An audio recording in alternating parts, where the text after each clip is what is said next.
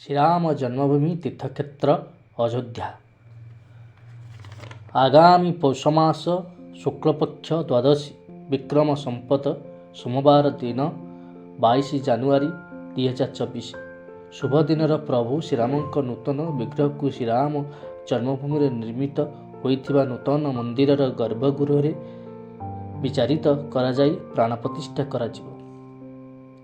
ଆପଣମାନେ ମଧ୍ୟ ପ୍ରାଣ ପ୍ରତିଷ୍ଠା ଦିବସରେ ଦିବା 11ରୁ 11ଟା ମଧ୍ୟରେ ନିଜ ଗ୍ରାମ, ପଡ଼ା, କଲୋନୀ, ସାହିରେ ଥିବା ମନ୍ଦିରରେ ସମସ୍ତ ରାମଭକ୍ତଙ୍କୁ ଏକତ୍ରିତ କରି ଭଜନ କୀର୍ତ୍ତନର ଆୟୋଜନ କରନ୍ତୁ।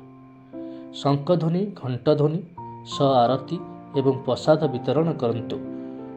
ମନ୍ଦିରରେ ଥିବା ଦେବାଦେବୀଙ୍କ ଭଜନ, କୀର୍ତ୍ତନ, ଆରତୀ ଓ ପୂଜା କରନ୍ତୁ। ଶ୍ରୀରାମ ଜୟ ରାମ, ଜୟ ଜୟ ରାମ ବିଜୟ ମହାମନ୍ତ୍ରକୁ 108 ଥର ସାମୂହିକ ଜପ କରନ୍ତୁ। ହନୁମାନ ଚାଳିଶା ପାଠ କରନ୍ତୁ। ଏହାଦ୍ୱାରା ଦେବାଦେବୀ ପ୍ରସନ୍ନ ହେବେ। ପ୍ରାଣ ପ୍ରତିଷ୍ଠା ଦିନ ସନ୍ଧ୍ୟାବେଳେ ନିଜ ନିଜ ଘର ସମ୍ମୁଖରେ ଦେବାଦେବୀଙ୍କ ପ୍ରସନ୍ନତା ପାଇଁ ଦୀପ ଜାଳନ୍ତୁ। ଘର ଦ୍ୱାରଦେଶକୁ ଦୀପମୟ ସଜାନ୍ତୁ। ଘର ଦୀପୋତ୍ସବ ପାଳନ କରନ୍ତୁ। ଓಂ ଶ୍ରୀରାମ ଜୟ ରାମ, ଜୟ ଜୟ ରାମ। ଓಂ ଶ୍ରୀ ହନୁମନ୍ତେ ନମଃ। ଓಂ ଶ୍ରୀ ହନୁମନ୍ତେ